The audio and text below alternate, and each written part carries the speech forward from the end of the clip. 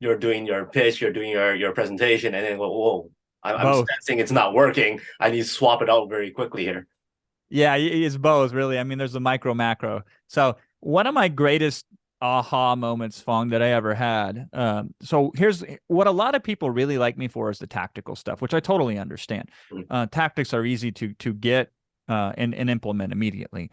You can't build a business on tactics, but you can get breakthroughs with tactics. And so my closing is what everybody talks about. Oh, Jason's the best salesman in the world. He can close like nobody else. Man, he's so good at handling objections, et cetera, et cetera. And that came about because early on in my webinar career, it was like 2009. I noticed something. I was selling at the time like $300 products. I was as high as the price point that I feel comfortable doing. And there was like 50 people on this webinar once, and I'm all out of slides. I got nothing more to say, but the chat is kind of active. And I'm thinking, if people are still around hanging out, interacting with me, I wonder if there's things that I can say to them that would help them make a decision. What do I need to say that hasn't been said to them yet?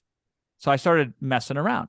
And my thought was, man, if I sell one more product in the next hour, that's $300. $300 an hour back then was a lot of money for me, right? So I went an hour and I sold two. I'm like, nice. And now there's like 39 people on the webinar still. And some of them are chatting. So can I sell another one? So then I went another hour and then I sold one more. So soon my 1.5 hour webinars became 4 hour webinars because I could hang out with the audience. And in my mind, I was so narrow sighted, Fong, because it was like, I'm just making more money. I mean, I'm trading time for dollars. So yeah, of course I am, but I'm making some cash. I don't care.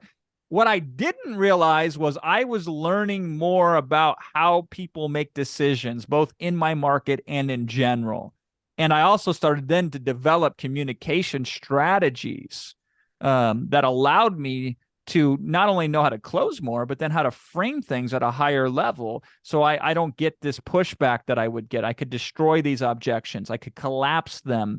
I could do things to get people out of their own way because a lot of people operate in ways which are incongruent to their goals. Mm-hmm. They want to go out there and change the world, but they have trouble even shooting one video and putting it on the internet, right? It's like those two things are incompatible with each other.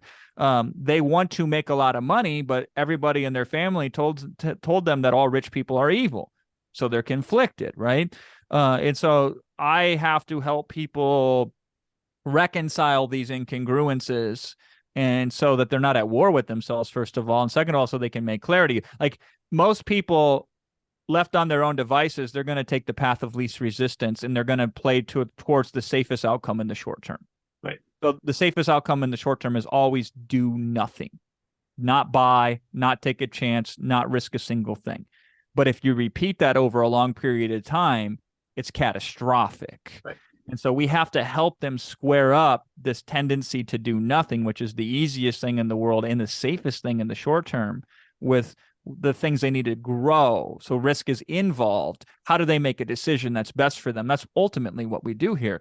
And so when I was doing these webinars and I was selling on them, I learned all sorts of stuff about how people make decisions. And so not only do I put that into the webinar in real time, like we could be selling and I could realize something is going wrong and I would fix it right there in the moment. Mm-hmm. And then we wouldn't do it again the way we did it before. We do it the new way. But at a macro level, I would make these observations that I'm seeing these individuals and saying, how do we have this show up in our hooks? How do we have this show up in the leads for our sales copy, right? The hooks would be like the headlines and the big ideas and the angles that you're working, the positions you take. The leads are how you grab people in once they hear about it and suck them in to get their attention. How do we put these in the offers so people could understand at a glance how incredible this is, because we're speaking to this deeper version of that person. And so we're constantly iterating and we're constantly adjusting based upon this real-time feedback loop that we're getting from our marketplace. And that's really exciting. I'll give you a huge insight. And nobody will, it's amazing because I've said this before, but people don't quite get it. In the business space, everybody says how to be a multimillionaire, how to make 7 figures, how to make $100,000 in 6 months, blah, blah, blah, blah, blah. Big numbers, right? we've discovered that most people would rather make an almost completely risk-free $2,000 to $3,000 a month than to take a big risk and make $10,000 to $20,000 a month. So this is a very powerful insight because everybody's selling the get rich or die trying kind of model. And we're showing this. Here's how you get some breathing room in your finances. Right. That's the key insight. I know a majority of my audience, that's what they really want.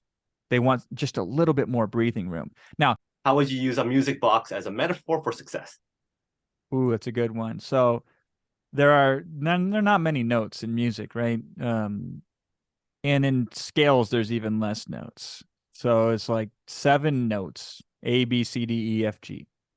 That makes up a majority of music. So you can create an infinite variety of beautiful music from just 7 notes. So success to me is taking these very basic things that are obvious and self-evident, these fundamental foundational building blocks, and how do we weave them together and construct a beautiful piece of music?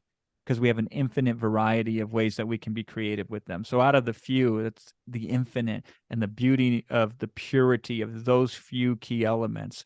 Let's play them in new and unique and exciting ways. That's success to me. Awesome. So that's how success is like a music box.